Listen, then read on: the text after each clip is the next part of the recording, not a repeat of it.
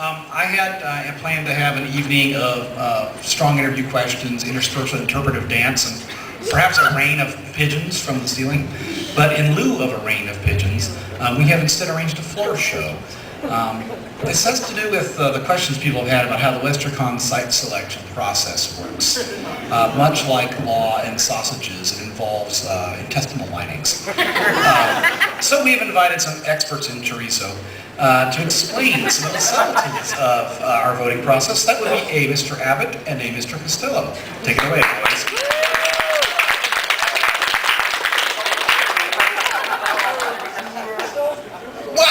I'm having a great time at this year's Westercon.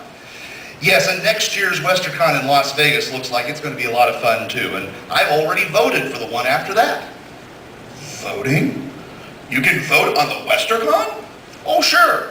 All of the members of Westercon can vote at site selection, but they sometimes get a little bit confused because the bids have strange names and the ballots can get a little bit complicated. Complicated? How so? Well, you see, this year, who's on the ballot, what's on the ballot, or you can write in, I don't know. Have you already voted? Oh, yes. Well, how'd you fill it out? Well, I marked a 1 by who and a 2 by what. What was your first choice? Yes. I mean the people you want to win. Yes, who? I mean the name of the group bidding for the convention. Who? Your first choice. Who? The one you marked first. I marked who first. I'm asking you who was your first choice. That's the group's name. That's whose name? Yes. Well, go ahead and tell me. That's it. That's who? Yes. What's the name of the group you marked as your first preference? No, I voted what is my second preference. I'm not asking who you marked as your second preference. Who's my first choice? I don't know. Oh, you have to write them in. We're not talking about that. Now, how did we get to write-ins? Well, you mentioned their name. If I mentioned their name, did I say who was a write-in? No, who is on the ballot? What is on the ballot? It's what is on the ballot, too. I don't know. You have to write them in. Write what in? You don't need to write in what. I don't need to write what in. Now, that's the first thing you've got right. Got what right? Exactly. Now, what if they get the majority of the vote? Who holds the convention? No. If what gets the majority of the votes, then they hold the convention. Who? No, what? What? Well, I should hope so. We voted for them. For the last time, how did you fill out your ballot? Well, you see, I think who has a better committee and what has a better facility, and I don't know is a little disorganized. I can't tell one from the other. Well, if you don't care if who gets the convention or what gets the convention, then you can always vote for no preference. No preference over who? Or what? I don't know. You have to write them in.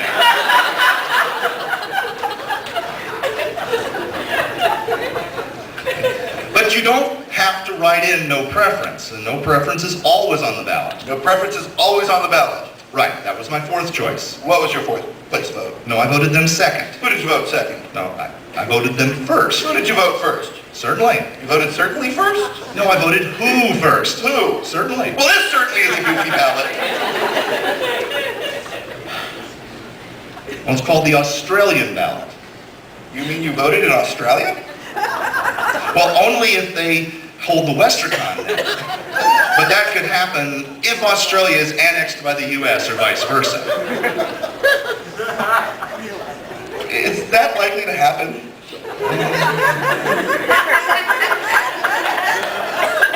The business meeting does allow for that possibility. That sounds like funny business to me. Oh, I assure you, they take themselves very seriously.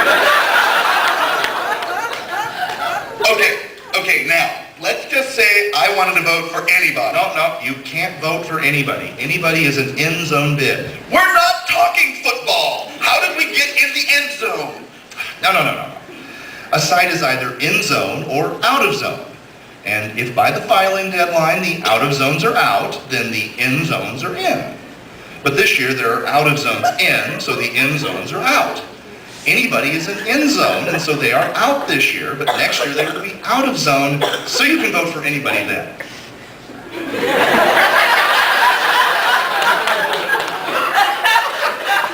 What, was it always like this? Oh gosh, no. But some began to bemoan that people were prone to favor their own, so once it was shown that voters were known to often enthrone a site near to home, they created the zone to try and atone for voting closeness alone.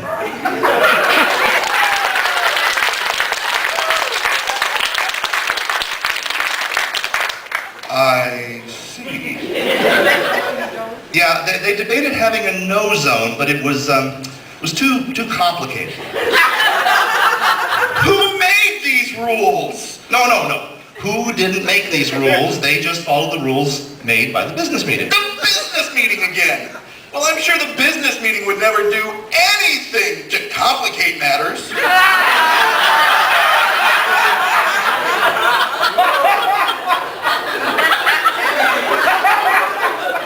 That would never happen.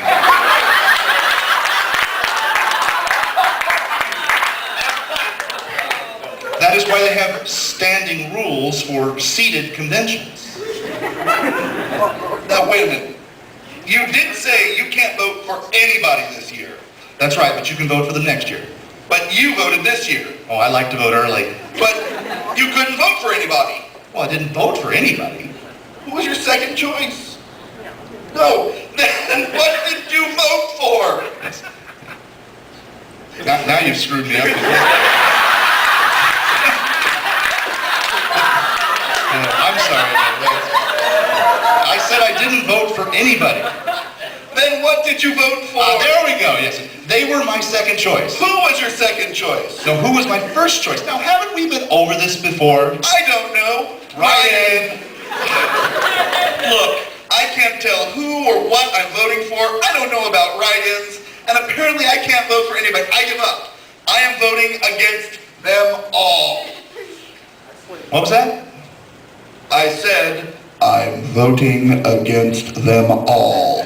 Oh, that's none of the above. You see, they're on the ballot, you see. And if they win and none of the candidates are eligible, then it goes to the business meeting. Costello, where are you going? I haven't finished yet. I mean, I'm going to tell you all about all the other sites, and there's a Wanika, and there's TAP, and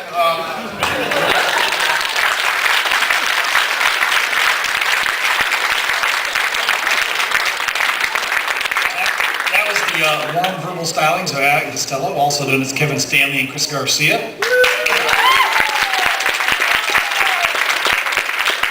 That rather delightfully twisted script, courtesy of our own James Daugherty. That does make it kind of a hard act for the rest of us to follow. I have this.